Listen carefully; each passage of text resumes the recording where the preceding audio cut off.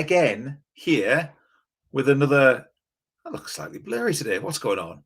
A slightly blurry introduction to myth number 4. I've been live this week, every day this week, 5 p.m. 5 different myths. See if that helps. 5 myths about playing piano that are all rubbish. They're not true. It's nonsense. I'm just not having it. And here I am with another one. If you're watching live, do let me know in the comments. Let me know where you are, live on LinkedIn and Facebook and Twitter and YouTube. So far, a quick recap for those of you who have not managed to see the previous day's myths.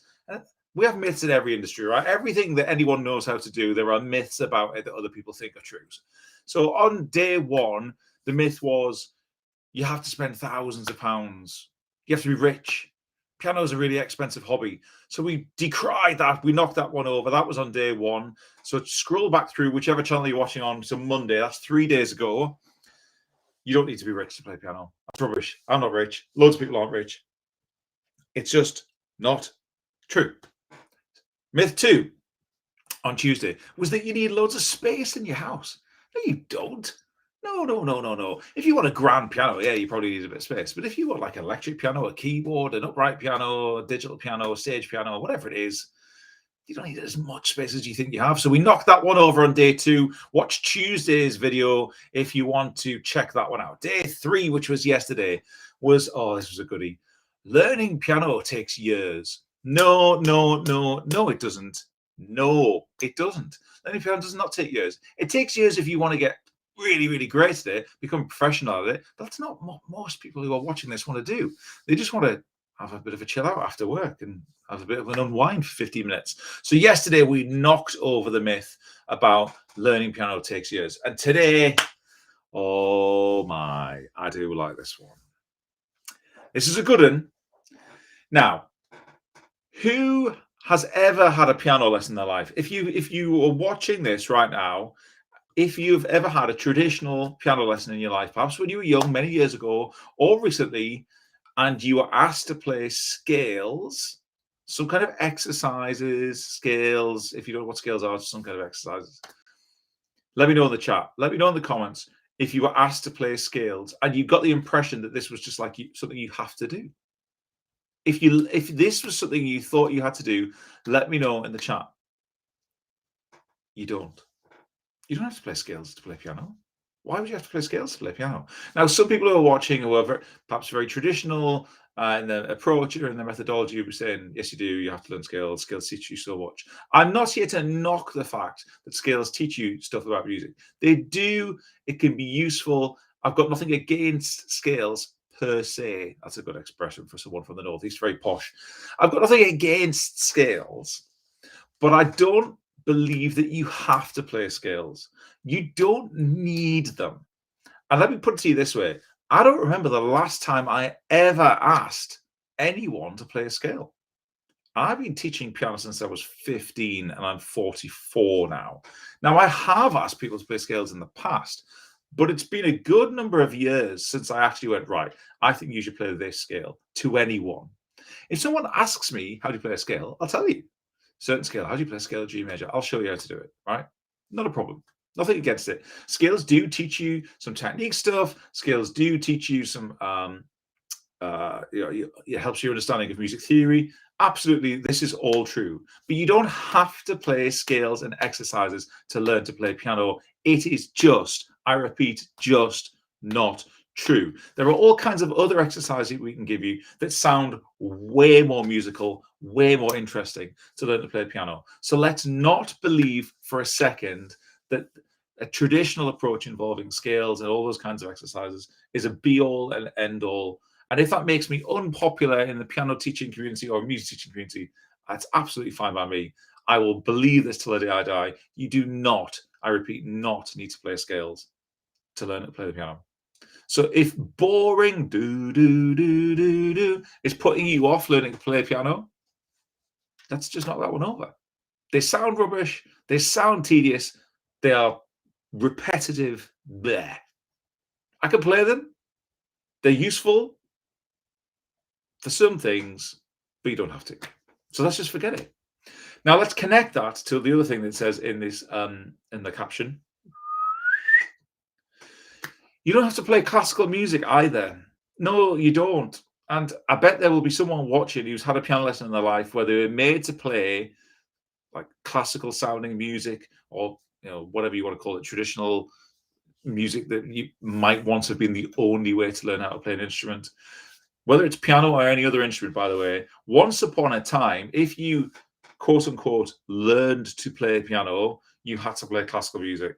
That was all that was given to you. All of the examination boards were entirely classical in nature. But that leads us on to a really important point here, because when people learn to play an instrument for many years, the purpose of that was to pass exams. And of course, 99% of people who come into my world have no interest whatsoever in playing, like studying for piano exams, because you're busy adults. You've got jobs, you run businesses, you've got families. You don't want to play piano exams. Some people want to. That's great. Like, I'm not knocking them. Most people don't want to do that. They just want to play for fun. They want to play songs that they know and love. They want to play music that they have an affinity with, that they enjoy. And so the traditional music education model, certainly in this country, that just went, here is loads of classical music, this is what you learn to play. See, here's some beginner classical music, here's a bit harder classical music, here's a bit harder still classical music. That's just put loads of people off. That's no good. We don't want that. This is supposed to be fun, right? This is supposed to be for joy. This is supposed to be soul enriching. Now, this is not, I repeat, not me knocking classical music. Classical music's great if you like that sort of thing. Brilliant. I've got no problem. You want to knock on with a bit of Chopin on a night time and put your feet up? Knock yourself out. But the musical universe is vast and wide, right? I can see a guy called Steven's watching. You want to learn to play Megadeth on the piano? You learn to play Megadeth on the piano. Let's crack on. Play the music that puts a smile on your face. Play the music that makes you happy. If you want to learn to play Beethoven, play Beethoven. If you want to learn to play Bruno Mars, play Bruno Mars. This is not a one-size-fits-all thing. And it drives me nuts to hear story after story after story after story for decades of people going, yeah, I went to piano lessons a bit, I tried it a bit, and my piano teacher made me play classical music. And I just go, oh, did you want to play classical music? No, I really like the Beatles. What are you playing classical music for then? And by the way, I would say the same if the opposite was the case. If someone went, oh, it was really boring, I had to play lots of Beatles songs, and I just really wanted to play some Bach, then I would still think the same. For me, the purpose is joy. This is about fun. This is about what do you actually want to do. This is your precious spare time. So play music you love. Play music you enjoy. Play music that does something for your soul or puts a smile on your face. Play music that you can, your wife hears you playing and go, oh, that's great. Yeah, we love that song, or we love that piece of music. Whatever it is, play music you love. And you do not, I repeat, not have to learn to play classical music in order to learn to play piano. None of my content is classical. None of it. And I'll tell you why. So before anyone goes, well, that's just a really snobby, Mark. You just don't want to play classical music. Classical music's great. No. The reason I don't teach anyone to play classical music is not because I personally don't like classical music. I'm not a very big classical music fan. I never have been. That's not why I don't teach classical music. I'll tell you why I don't teach classical music. It's a very, very simple reason. When classical music was written down, or was written down, right, by a composer, it was primarily in its written form. Here is how Beethoven wants you to play his sonatas. Here is how Chopin wants you to play his nocturnes. Here, right, this is it. The written form. These are the notes. This order, this loud. This is how fast you play them. This is it, right? Pop songs, for a loose term, pop music, primarily is recorded first and written down second, right? Think about it. When Beethoven was writing his piano sonatas, that he couldn't just, go to the studio, play what he liked, and then write it down later. He wrote it. That was the method of communication. It was handed over. It was passed on. Here are Beethoven's piano sonatas. But with pop songs of all generations, of all styles, commonly, mostly, not always, but mostly, they are recorded first. So Coldplay will go into the studio, write down, they might demo it, they might note some things down, but primarily they're going to record the album first. Then someone, either them or someone else, is going to come along and go, How do you play this Coldplay song? And they might write it down, or they might work it out themselves and show other people how to do it.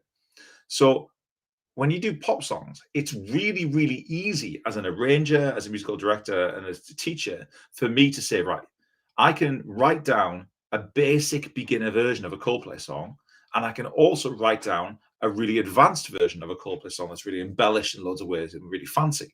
That is very, very easy if you know what you're doing. And so that means I can make pop songs accessible to people of all different ability levels in a way that I can't do with classical music. Does that make sense to you? Think about it. That is why all of my content, all of my song tutorial videos are all pop music of one kind or another, because I can make it accessible to beginners in a way that I can't do with classical music. And then the added thing is that most people want to play pop songs because popular music is called popular music for a reason. There's nothing against classical music, but it's a niche market. It's a niche market. It's not as popular as pop music of any kind, from the Beatles to Bruno, anything in between. Popular music is more popular than classical music. More people buy it, more people are into it. So I want to make as much music as possible available and accessible to as many people as possible to take the first steps to start playing music, right? To start playing the music they love. And it is not about classical music and scales. You don't have to play that stuff. You can learn to do it if you want, but that is not the only way to do it. And even if you went down the road of saying, yeah, I'd love to do a piano exam, which of course most people don't, and that's fine. I don't care whether you do a piano exam or not. Even if you went down that road, there are now exam syllabuses and exams available in jazz, in loads of pop stuff and rock stuff and so on. You don't have to do classical exams anymore. So music education has really developed over the last 30 years or so. To now we've kind of acknowledged these other forms of music, that it doesn't have to be classical. And that's great for people, perhaps like you, who watch and go, yeah, I'd love to play, but I don't want to have to go to a piano lesson where I'm made to play, classical music or loads of scales, because that's not what, I have limited time. I come in from work, come in from my job, and I just want to chill out. I don't want to really get into like really esoteric, deep stuff. I just want to play a few tunes that I really enjoy in 15 minutes a day. And that is why I say the myth of having to play classical music and scales is just not true. You don't have to. So that's my fourth of 5 myths. You can find out more about what I do if you go to the link thatpianoguy.club. That's on screen. You see all information about my song tutorial videos and my courses and my free content as well. There you can sign up and get a free video about I don't have time to learn to play piano. Newsflash, I'm going to deal with that myth tomorrow. For the final myth. And also, speaking of tomorrow, I'm going to offer tomorrow some free piano lessons. Say that again. Tomorrow, I'm going to offer some free piano lessons. So you're going to have to watch tomorrow if you want one of those. If you are watching my 5 myth videos this week and thinking, I've also want to have a go at this, but all of these things that have been stopping me so far, if I'm knocking over the myths for you this week, then tomorrow I want you to join me, where I'm going to give you a bit of an offer where you can get my course and I'll give you a free piano lesson too. So you might want to watch out for that. So thank you very much for watching. Wherever you be watching, let me know in the comments, whether you're on LinkedIn or Facebook or YouTube or Twitter. These are the 5 myths about playing piano. By the way, I could do more than 5, but these are the 5 ones that really irritate me the most. I'm hoping that this content is really helping you. Let me know if it's helping you. Let me know if you've got any questions whatsoever. But let's deal with the fact that you do not have to play scales to learn to play piano. You do not have to play loads of boring exercises to learn to play piano. You do not have to learn to play classical music to play piano. None of that is true. I'll throw in a bonus extra one. You don't have to play nursery rhymes either. The number of times I hear adults go, I went to a music shop, asked for a beginner piano book, and they gave me this. Is it any good? And they hand me a book, and it's like Frere Jacques, blah, blah, Black Sheep. I'm like, no self-respecting adult wants to learn to play that. They get handed something really childlike. It really upsets me because the people get put off. They get the impression that this is what learning an instrument is about, and it's not. Let's find the music that brings you joy. Let's find the music that puts a smile on your face, that is your music. Learn to play what you love, whatever it is, whether it's classical or not. Learn to play the music that you love. I hope that helps you. Thank you for watching, guys. Take care. I'll see you tomorrow at 5 o'clock in the UK for Myth 5 and some free piano lessons. See you later.